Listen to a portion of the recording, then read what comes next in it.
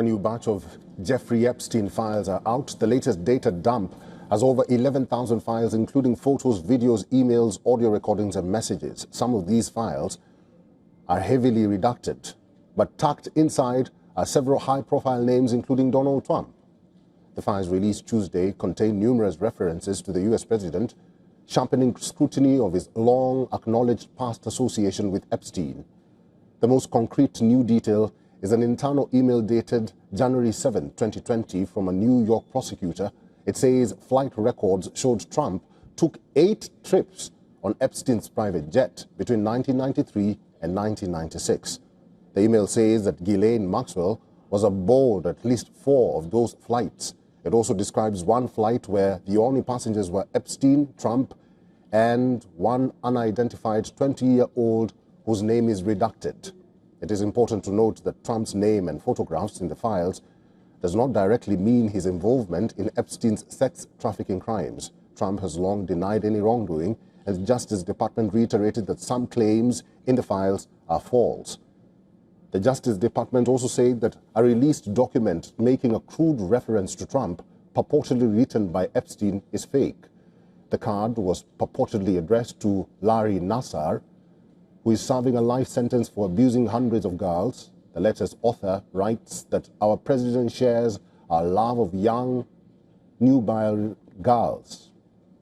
The sentence, that had no verified context but had captured media attention. The note was allegedly written in 2019, just before Epstein's death. The agency says the FBI concluded that the writing does not appear to match Epstein, and it was postmarked 3 days after Epstein's death out of Northern Virginia. Epstein, at the time of his death, was incarcerated in a New York jail. It also did not include his inmate number as required for outgoing mail. The Justice Department says that this fake letter serves as a reminder that just because a document is released by the Department of Justice does not make the allegations or claims factual. Earlier, Trump had claimed that people who innocently met Epstein in the past risked having their reputations ruined. I believe they gave over 100,000 pages of documents. And there is tremendous backlash. It's an interesting question because a lot of people are very angry that pictures are being released of other people that really had nothing to do with Epstein, but they're in a picture with him because he was at a party, and you ruin a reputation of somebody. New documents also includes a computer-generated video of Epstein's suicide. In the video, Epstein is seen kneeling inside a prison cell. The video first surfaced on social media in 2020. The documents include an image of Epstein's old passport. It was issued in February 1985 and expired in 1995. The earlier files included his newer passport issued in 2009.